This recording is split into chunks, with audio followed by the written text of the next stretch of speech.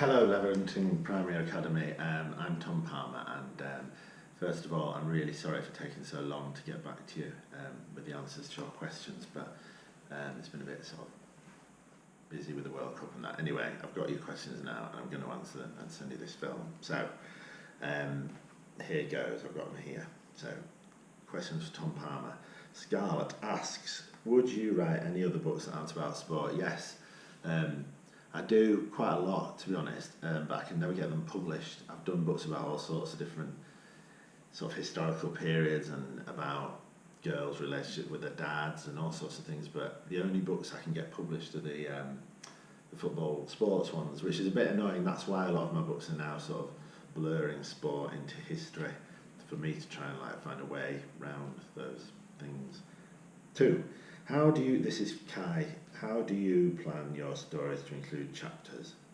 I'll make a big plan, so I'll do a plan and then I'll break up the plan into, it's more like scenes, so I break the action down into scenes and each one of them becomes a chapter, I think. Anyway, yes. Lucretia, I think is how you say that. I'm sorry if I've got that, pronounced that wrong.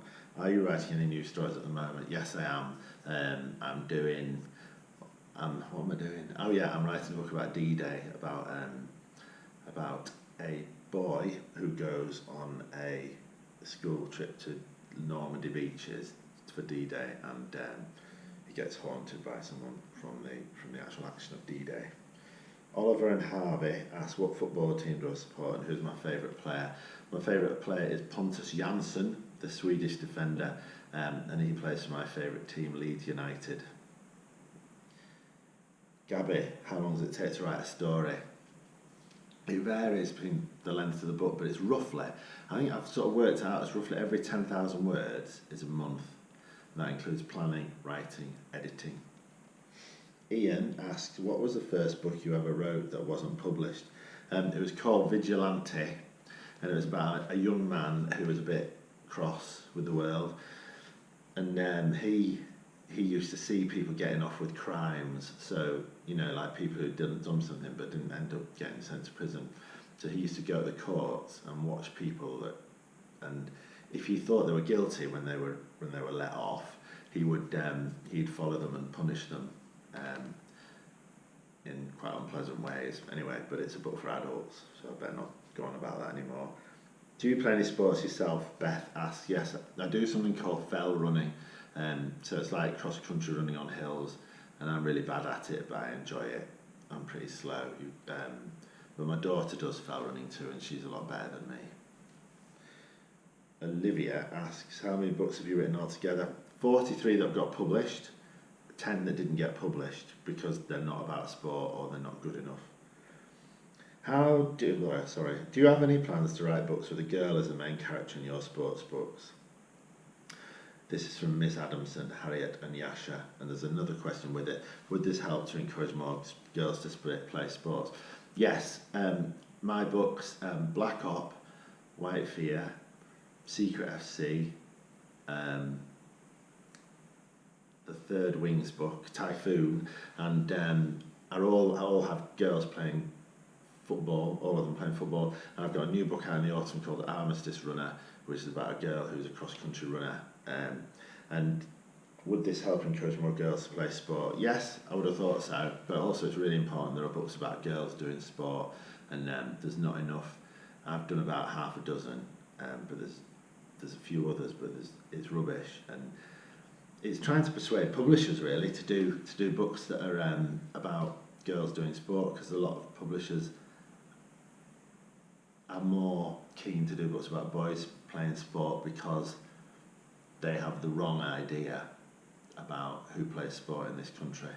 But I think it's improving now. I'm doing my best to help improve it, hopefully, as well. But try Girls FC by Helena Pielahati, The Beautiful Game by Narinder Dharmi, they're both series, and then there's a book by Chris Higgins called, what's it called? I can't remember, by Chris Higgins, and it's about a girl who's a rugby player. If it comes to me, I'll say. Have you written any non-fiction books? Yes, I've written books about libraries, being a dad, and Leeds United. That was Eleanor, that last one, sorry. Where do you get your ideas from? George asks. How do you make a plan for your stories? Could you show us one? There's a plan on my website. My computer. Oh no, it's all right. There's a plan on my website. There's a bit on how I do a plan. There's a video. If you look in my video section, there's like a 15-minute video about how I do a plan. It's probably a bit long and boring, but that's what I do. I get my ideas from things in my life that I'm interested in, like running or football or history. And yes, I do make a plan. I've answered that already, sorry. Ellie, have you written any picture books instead of chapter books? Yes, there's one just come out called Gus, the famous football cat, about a cat that can predict England's football results. And it predicts that England will draw 2-2 after extra time against Colombia on Tuesday, and England will win on penalties. That's what it says. Amy, what made you become a writer? I didn't like reading till I was about 17.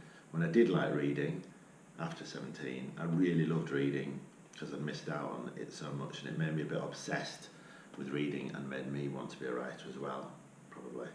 Last question, how many attempts does it take to you to get a finished story? Why is it important to edit your work?